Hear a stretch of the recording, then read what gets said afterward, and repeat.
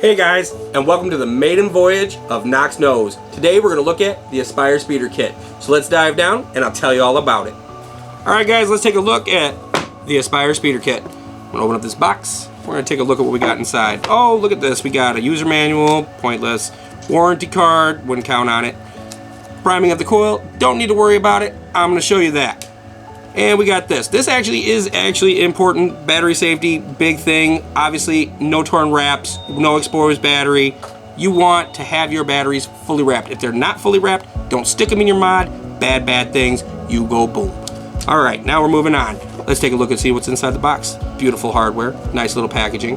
What we got right now, we got a speeder kit. We obviously got the Athos tank. This tank, really awesome. I'm gonna show you that in here in a minute. We got your spare glass, spare O-rings. They're really good. Inside this box, we're gonna have some goodies. So what we got a USB, and what was just there and just came flying over my direction is this awesome drip tip. It's not really a drip tip, it's more like a sleeve, and I'll show you that here in just a second when we're looking at the tank. But first, let's go on to this device. Move everything else out of here. So obviously we got the speeder. It takes two 18650s. Right now what I'm going to do is flip it open. Clearly marked. You got your minus and your plus here. And if you look down inside there, obviously there's going to be a positive mark on the inside here and a negative on the inside here. So we're just going to stick those batteries in, correct orientation. And we're going to take a look at the speeder. Really cool about the speeder real quick before I go down and show you how to operate this menu.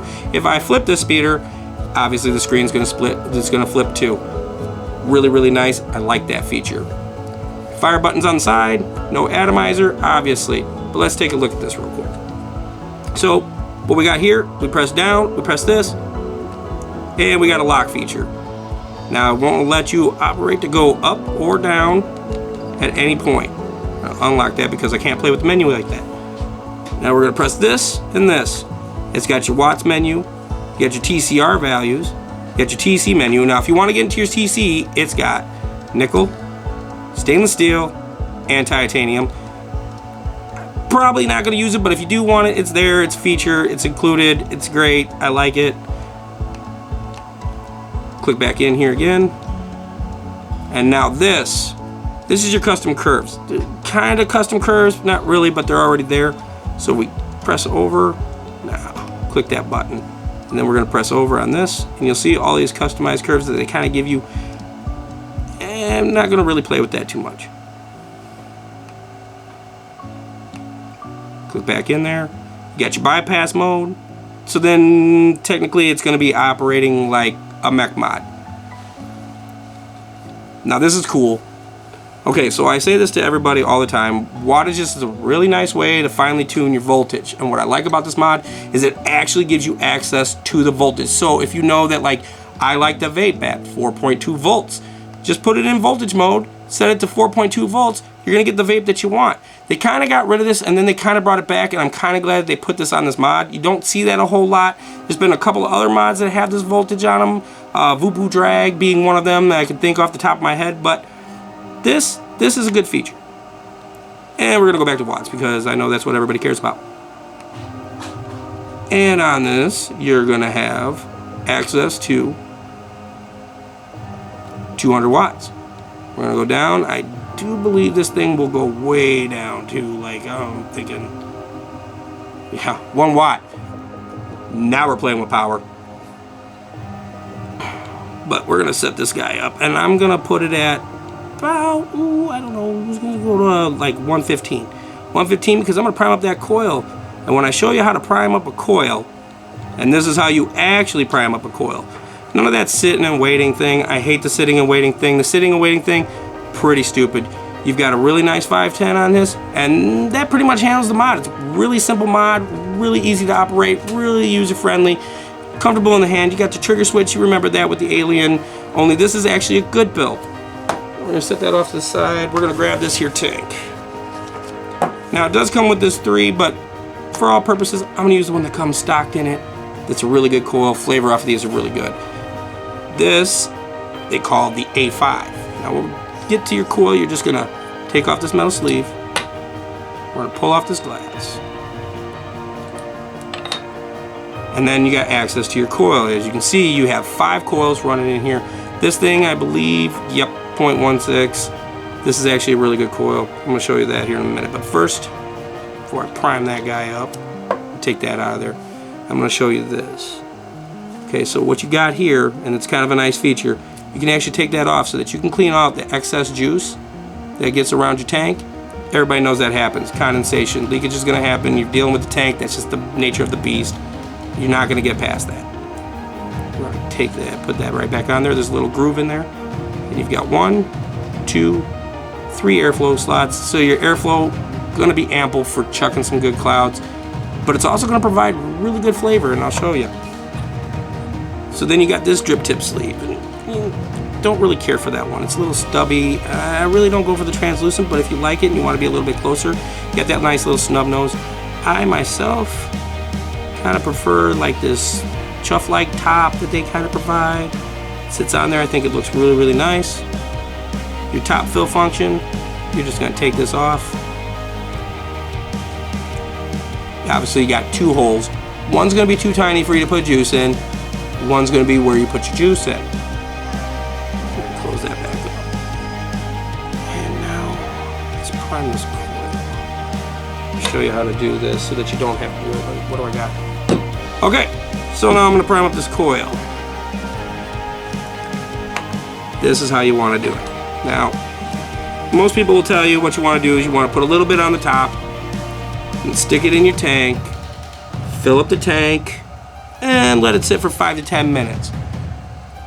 Why did you put juice on the top if you still gotta wait 5 or 10 minutes for the cotton? No, let's not do that. We're gonna do with this coil, and it's kind of a cool thing. Here, let me see if we can get a little bit closer here.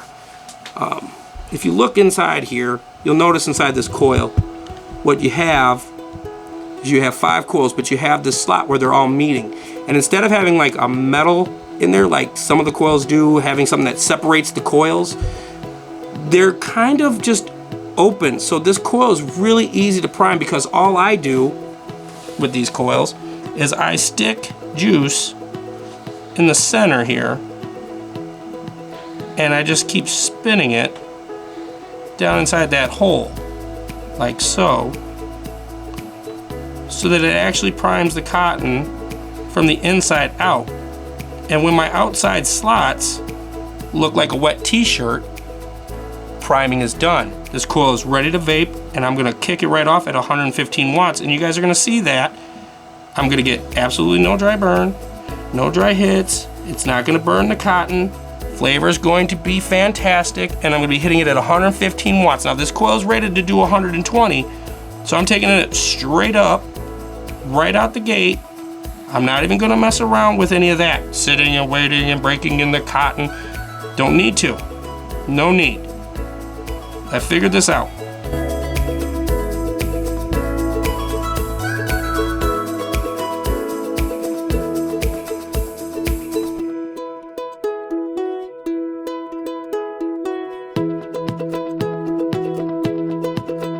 Okay, so now if you look on the inside, you're gonna notice that the cotton is pretty juicy on the inside, but my slots here, now this is when things get different. My slots here haven't changed into that wet t-shirt. So now at this point, what I like to do is I like to take a drop, and I like to put it in the center of each one of these coils.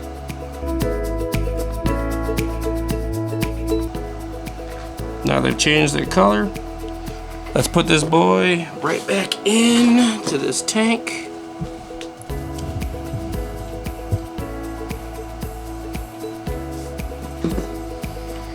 Put your glass back on.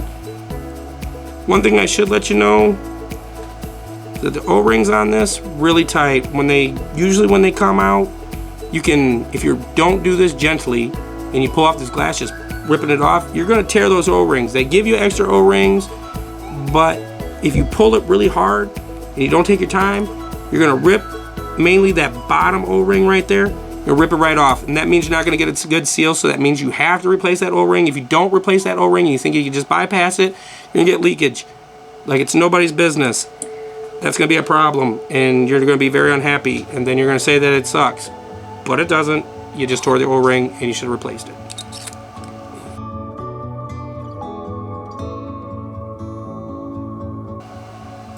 So now I'm going to take this guy and I'm going to put it on this here beautiful little mod. And let me tell you, it does feel very solid. This mod, when it has the batteries in it, it's a very good hand feel. It's got good weight to it, and you just feel like you're holding something that's made of quality. Not a big fan of these switches, these squeeze to fire switches, but yeah, see, we're kicking it off. Told you it was 0.16, very accurate. It's reading 0.16, and now I'm gonna have a vape.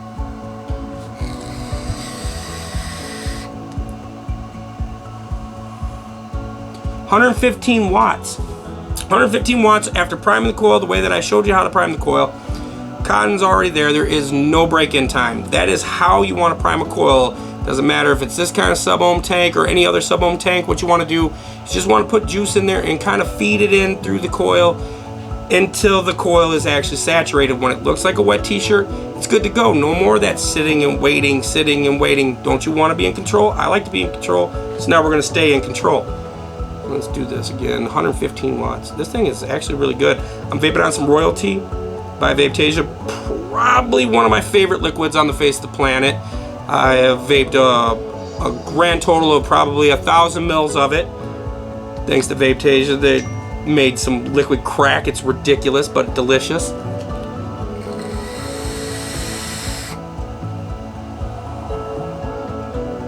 Yeah, I'm liking this.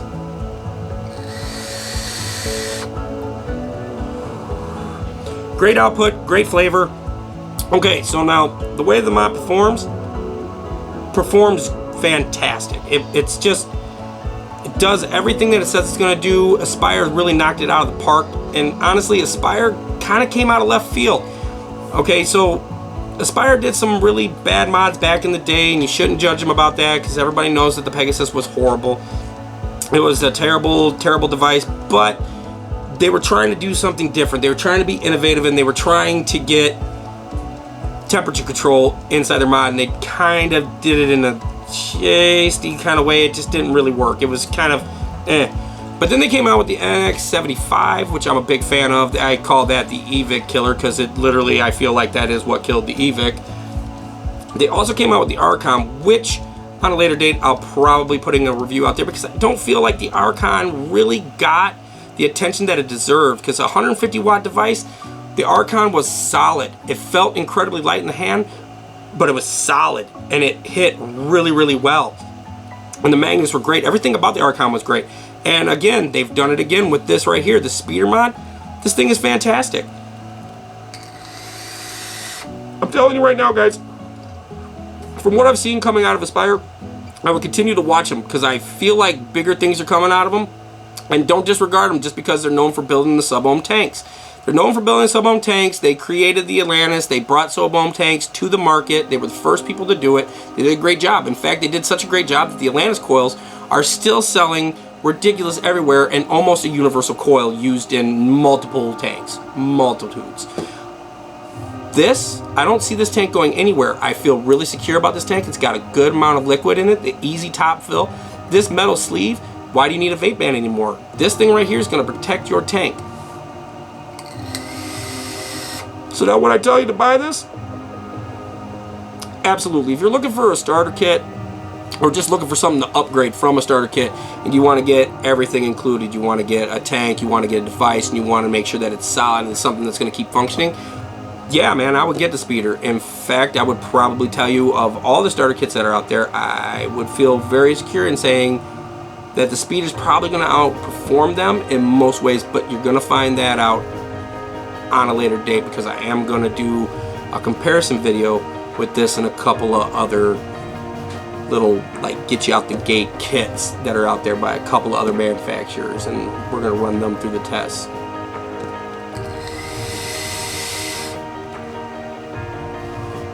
But for right now, guys, man, that's it. That's all I've got for you. Speeder kit. Fantastic. They usually range anywhere in price from like 60 to 80 bucks is what you can usually find them for. At $80, still a really good device, still a really good tank. It's a really good pairing. It's like soup and sandwich.